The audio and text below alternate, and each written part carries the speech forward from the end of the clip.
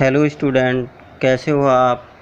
मैं राहुल भारद्वाज, आपका account teacher, आपके लिए क्लास 11th के लिए एक टॉपिक लेके आया हूँ, double entry system and journal. हमें जर्नल का मीनिंग समझना है, उसके रूल समझने हैं कि कैसे हम उसे जर्नलाइज करते हैं, कैसे हम जर्नल एंट्री को रिकॉर्ड करते हैं, वो कौन कौन से रूल हैं जो हमें फॉलो करने होते हैं जर्नल एंट्री बनाते समय। यह वीडियो हिंदी मीडियम और इंग्लिश मीडियम दोनों को ध्यान में रखकर बनाई गई है, इसलिए दोनों ही मीडियम वालों को इसे समझना है, क्योंकि आप सभी जानते हैं कि हम मोस्टली जर्नल एंट्रीज़ इंग्लिश में ही पास करते हैं। इसलिए सभी को इसका मीनिंग समझना है और अपनी कॉपी पर नोट डाउन करना है। मीनिंग ऑफ जर्नल, जैसा कि हमारे पास लिखा हुआ है मीनिंग ऑफ जर्नल, इसी को हमें समझना है। It is the main book of book keeping. It is the main book of book keeping. यह पुस्तपालन की एक मुख्य बही है, मुख्य पुस्तक है। The word journal, the word journal, इस शब्द को हम थोड़ा ठीक करेंगे, करेक्शन में है, और जर्नल शब्द को हम यहाँ से ले लेंगे। The word journal is related to French language. कई बार हमारे यहाँ पर एक शॉर्ट क्वेश्चन बनता है कि जर्नल इज़ रिलेटेड टू, तो फ्रेंच लैंग्वेज से रिलेटेड होता है, और यह शब्द जॉर्ज शब्द से मिलकर बना है, JOUR। जॉर्ज शब्द से मिलकर जर्नल शब्द बना है, which means like a diary, जिसका अर्थ होता है एक छोटी पुस्तक का रखना, एक डायरी का रखना और उसमें ट्रांजैक्शनों को लिखना। In which all transaction are recorded, in which all transaction are recorded time to time, जिसके अंदर सभी लेन देनों को लेन देन करते समय लिख दिया जाता है। There are 5 columns in a journal. एक रोजनामचे में 5 कॉलम होते हैं, 5 खाने बनाए जाते हैं। तो जो पूरे अर्थ को पढ़ने के बाद मेन चीज़ों को हमें समझना है और अपनी कॉपी पर नोट डाउन करना है। एक बार स्टार्टिंग से फिर पढ़ेंगे। मीनिंग ऑफ जर्नल, जर्नल का meaning, it is main book of book keeping. यह पुस्तपालन की एक मुख्य पुस्तक है। द वर्ड जर्नल, मैं दोबारा से इंडिकेट कर रहा हूँ, ये जर्नल शब्द मिसप्रिंट है, इसकी स्पेलिंग गलत है, हम जर्नल को इस स्पेलिंग से लेंगे। The word journal is related to French language ज्योर। यह ज्योर शब्द से मिलकर से बना है, फ्रेंच लैंग्वेज से बना है, which means like a diary, जिसका अर्थ है एक डायरी का होना। In which all transaction are recorded time to time, जिसमें हम लेन देन करने के साथ साथ उनका लेखा भी करते हैं। There are 5 columns in a journal. Journal में 5 खाने होते हैं। कई बार हमारे यहाँ पर एक मल्टीपल क्वेश्चन बनता है, how many columns in a journal, तो हम इसका आंसर भी लिखते हैं there are 5 columns in a journal, और मल्टीपल चॉइस में 5 कॉलम्स हमारे पास मिलते हैं तो हम उसे वहाँ से चूज़ करते हैं। वो 5 कॉलम्स कौन से हैं, उनके अंदर क्या क्या डाटा लिखा जाता है, उसे भी हमें समझना है। First of all date. पहले कॉलम में हम डेट को शामिल करते हैं। जिस डेट में ट्रांजैक्शन होता है उस डेट को हम अपने लिखते हैं। सपोज दैट एक ट्रांजैक्शन हमने 1 जुलाई में किया, तो हमने 1 जुलाई ट्रांजैक्शन डेट डाल दी। सेकंड कॉलम हमारे यहाँ पर है पर्टिकुलर। पर्टिकुलर वह कॉलम है जिसके अंदर हम अपनी जर्नल एंट्रीज पास करते हैं। क्या जर्नल एंट्री बनेगी उसके अंदर हम उसे पास करते हैं, वो पर्टिकुलर कॉलम है। फिर है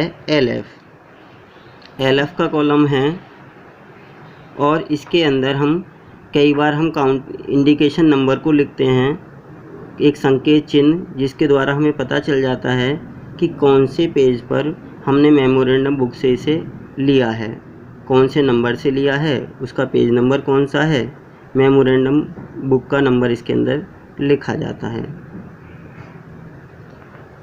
अगला है amount debit, first column date, second column particular, अगला LF और फोर्थ कॉलम है अमाउंट डेबिट, रकम ऋणी। क्योंकि हम जानते हैं कि डबल एंट्री सिस्टम में हमारे ऑल ट्रांजैक्शन दो आस्पेक्ट को इफ़ेक्ट करते हैं। पहला आस्पेक्ट होता है डेबिट और सेकंड आस्पेक्ट होता है हमारा क्रेडिट। तो हमने दोनों के लिए अलग अलग कॉलम बनाए हैं, अमाउंट डेबिट और अमाउंट क्रेडिट। इस प्रकार हमारी जर्नल में 5 कॉलम होते हैं, date, particular, LF, amount debit, amount credit.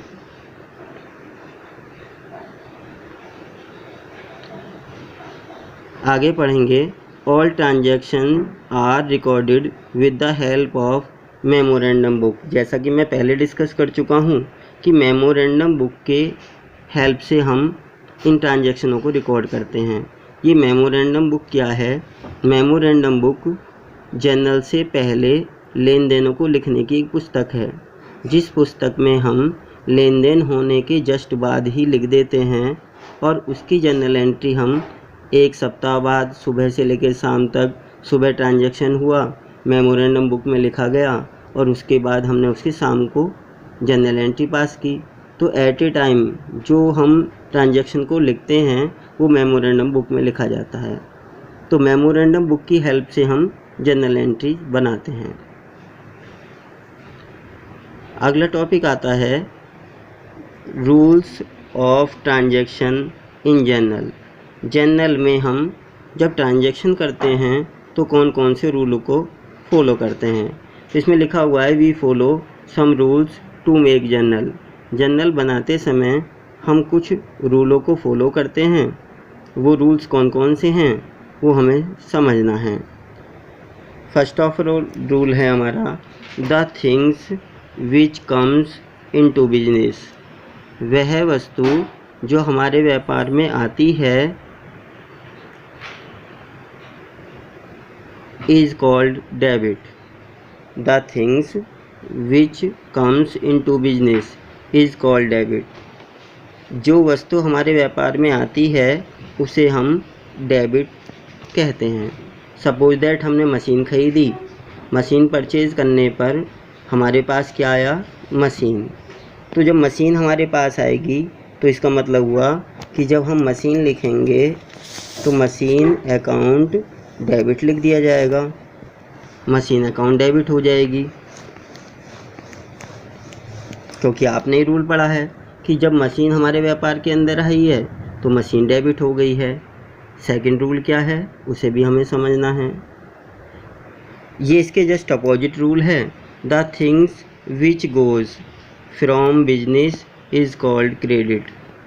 वह वस्तु जो व्यापार से बाहर जाती है उसे हम क्रेडिट कहते हैं। और क्रेडिट की जगह पर हम क्या लिखते हैं?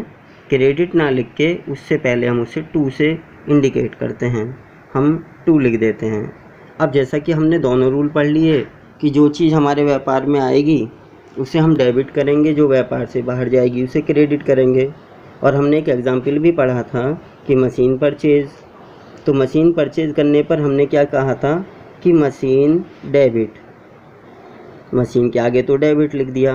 और क्रेडिट, क्रेडिट क्या हुआ जिसे हमने टू से इंडिकेट किया है? To cash. मशीन हमारे पास आई और बदले में हमने उसे क्या दिया? कैश दिया। इस तरीके से मशीन डेबिट टू कैश हम जर्नल एंट्री अपनी बना लेंगे। तो हम समझ गए हैं कि क्रेडिट के लिए हम उससे पहले टू से इंडिकेट करते हैं और डेबिट के लिए हम लास्ट में उस पर डेबिट शब्द लिखते हैं। रूल नंबर 3 देखना है। Expenses is called debit. जो भी व्यापार के खर्चे हैं वो सब डेबिट किए जाते हैं, उन्हें हम सबको ऋणी करते हैं। और इसके जस्ट अपोजिट एक रूल है, इनकम इज़ कॉल्ड क्रेडिट। और जब इनकम हमारे व्यापार में होती है उसे हम क्रेडिट करते हैं। तो एक्सपेंसेस के लिए यदि हम सपोज दैट एक एग्जाम्पल ले लें, हमने कहा रेंट पेड, किराया दिया, एक बिजनेस एक्सपेंसेस है। यदि हमने किसी एसेट्स को हायर किया है तो उसके बदले में हमने उसे किराया दिया है। तो एक्सपेंसेस पेड के लिए हमने कहा रेंट पेड किया, तो आपने कहा कि रेंट तो एक्सपेंसेस है, इसलिए रेंट डेबिट। और पेमेंट किस चीज़ में करेंगे? कैश में। तो आपने कहा बदले में तो कैश जाएगा। और आपने पहले एक रूल पढ़ा था कि the things which goes from business is called credit. जो चीज़ बदले में जाएगी, बिजनेस से बाहर जाएगी, उसके आगे हम टू लिखते हैं, उसे क्रेडिट करते हैं। तो आपने लिख दिया रेंट डेबिट टू कैश। अब इसके जस्ट अपोजिट नीचे रूल है income is called credit. Income हमारी क्रेडिट होती है। यदि हम इसी की बात करें कि रेंट पेड ना होके हमें रेंट रिसीव हुआ, जब रेंट रिसीव होगा तो हमें क्या मिलेगा? हमें मिलेगा कैश। और हमारा रूल नंबर 1 इस पर फॉलो कर जाएगा कि the things which comes into business is called debit. तो हमने कहा हमारे पास आया कैश, तो आने वाली वस्तु तो हो गई डेबिट। और अब ये रेंट हमें प्राप्त हुआ है वो हमारी इनकम बन गई है, और इनकम को हम क्रेडिट करते हैं। तो cash account debit to rent. और बाकी डिस्कस करेंगे जब हम जर्नल एंट्री बनाएंगे, अभी तो हम अपने रूल फॉलो कर रहे हैं। अगला रूल है rule 5, receiver is called debit. पाने वाला, जिसको हम पेमेंट करते हैं वो पाने वाला है, पाने वाले को हम डेबिट करते हैं। और गिवर इज़ कॉल्ड क्रेडिट, देने वाले को हम क्रेडिट करते हैं। तो ये जो रूल हमारा बना है, रिसीवर इज़ कॉल्ड डेबिट, पाने वाले को ऋणी किया जाता है, इसे हम समझें। रिसीवर इज़ कॉल्ड डेबिट, आपने कहा cash paid to Ram, Ram को हमने भुगतान किया, उसका पेमेंट किया। तो पेमेंट लेने वाला कौन है? आपने कहा राम। राम कौन है? रिसीवर। और रिसीवर हो जाएगा डेबिट। हमने उसे क्या दिया? आपने कहा कैश। तो हमने लिख दिया राम डेबिट टू कैश, क्योंकि जाने वाली चीज़ क्या है? कैश हमारे बिजनेस से बाहर गया है, और जो चीज़ हमारे बिजनेस से बाहर जाती है उसे हम क्रेडिट लिखते हैं। इसके जस्ट अपोजिट हम बात करें, गिवर इज़ कॉल्ड क्रेडिट। हम कहते कैश रिसीव फ्रॉम राम, तो हमारे पास क्या आता? आपने कहा कैश आता। देने वाला कौन है? राम, तो हमने लिख दिया टू राम। तो हमारे 6 रूल हमारे हैं जो जनरल एंट्री बनाते समय हम फॉलो करते हैं। और यह आशा करता हूँ कि शायद आपको यह रूल समझ में आए होंगे, और जब आगे जनरल एंट्रीज बनेंगी तो हम इन्हें और एक्सप्लेन करके फिर पढ़ेंगे। तो हिंदी मीडियम और इंग्लिश मीडियम दोनों के पर्पज़ से यह वीडियो बनाई गई है कि कहीं ना कहीं हम दोनों मीडियम वाले इंग्लिश में ही समझेंगे, और क्योंकि हम जनरल एंट्री बनाते समय मोस्टली इंग्लिश का ही यूज़ करते हैं, तो आपको इसे सारे को पढ़ना है और पढ़कर अपनी कॉपी पर नोट डाउन करना है। यदि आपको यह कॉमर्स की वीडियो अच्छी लगी हो तो ऐसी ही वीडियो आगे पाने के लिए हमारे YouTube चैनल को सब्सक्राइब करें, वीडियो को लाइक करें तथा अपने दोस्तों में ज़्यादा से ज़्यादा शेयर करें। धन्यवाद।